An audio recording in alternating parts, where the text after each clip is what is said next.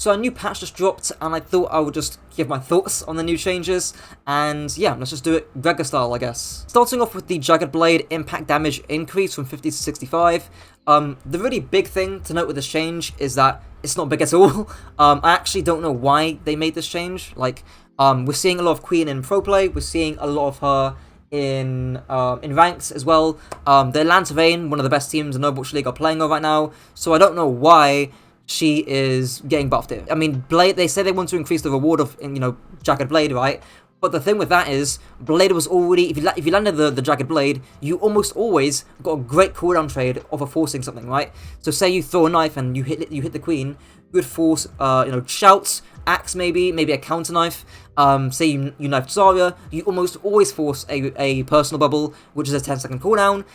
If not, you would force support CDs like Suzu, Immortality Field, and the exchange, the trade-off was fair, right? Because Jagged Blade is mechanically demanding to hit consistently, right? So yeah, I thought this is completely fine. I don't know why they're making the change. That is a pointless change. I mean, last thing to note is that you get a little bit more adrenaline surge, so you get a little bit more healing, right? And then that stacks, with charging your ultimate a little bit faster. But yeah, nothing much to note there. Now onto the Orisa change. Cooldown begins when the ability is activated instead of when it ends, and the cooldown is increased from 12 to 16.5, and the overhealth is decreased by 25.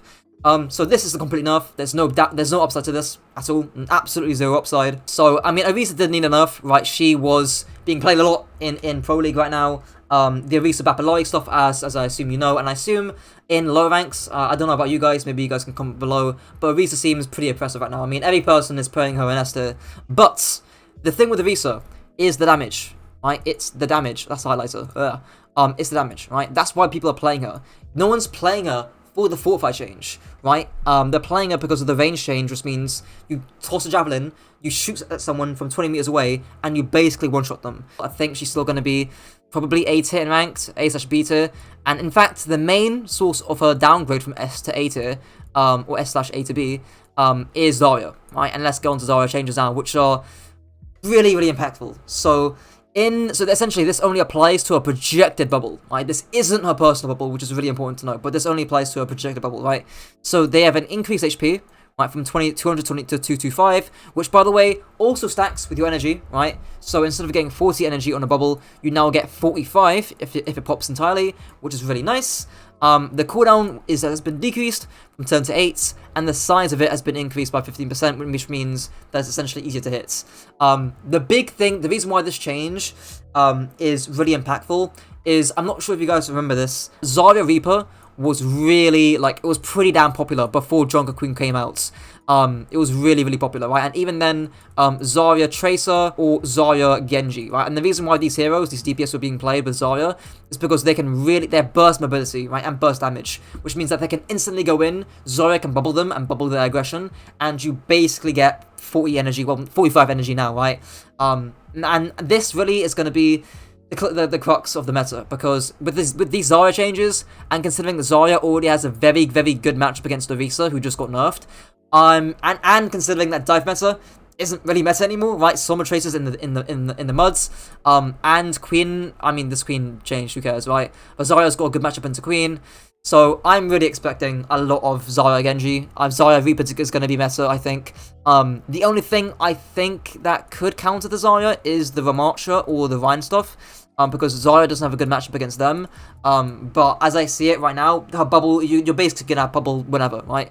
You're going to have perma bubble, you're just going to take a lot of aggro, you're going to be higher energy more of the time. Yeah, I just don't see why they made this change. Maybe a slight buff to Zarya is all she needed, but this is too crazy, in my opinion. You're going to be seeing a lot of Zarya in your games. She's going to be instant A tier, S tier, sorry, in my tier list tomorrow. But yeah. Now into the Ashe change. This is just a nice quality of life change, I guess. Just decreases the downtime. I think she was already pretty decent, in my opinion. I think in ranked, she's like an A tier pick, high B tier, middling A tier, even. Great on Dorado, great on Gibraltar, great on maps with tons of high ground, great on Hollywoods. I don't think she needed a buff, but I think if she needed to buff her, I think this was a nice quality of life change. Bastion. Bastion needed enough, obviously. I think he could have kept he definitely needed a more sustain, especially against the FNAF Summer Tracer dive meta that we were in. But his nade needed to be nerfed. Like, it was just too much burst damage at one go. So I'm glad to see that. And artillery cannon doesn't do critical damage, whatever, who cares. But yeah, the nade definitely needed enough. The dev say is more reliable after having its projectile size increased recently. The need to cause damaging, yeah, I think I agree on that. Bug fix, okay, yeah, cool. Yeah, I think good enough. Bastion is a bit too oppressive, I think. I mean, we're seeing him in the Overwatch League, which is, that's how you know Bastion's kind of broken right now, that he's in the Overwatch League. So I'm glad to see that enough. Next one, on to Mei. Mei's still performing a bit after the... Okay. So yeah, this is basically a small buff to DPS on her freeze mode, and duration below or before slow falls off between primary fire, hits increase from, I don't know what that means. I think that means that a target stays slowed after you stop firing at them for a little bit longer, I think. I mean, I don't think Mei needed a buff. I think this change is also quite useless. I think there's more of a stat Andy change. I think loads of people, I made a video on why Mei is really underrated, and I'll link it in the top right or on the screen or somewhere. But essentially, people don't know how to use Mei's wall.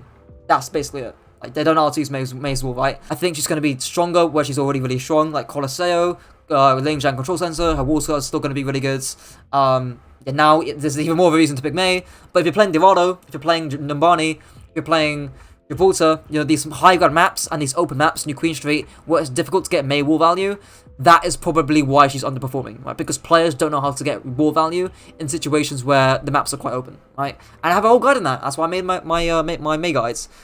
So yeah, regen burst, instant healing, or regen burst, instant healing decrease from 50 to 40. Okay, sure. Heal over time decrease from 50 to over 5 seconds to 40 over 4 seconds. Okay, so same HPS, but the overall healing has been nerfed.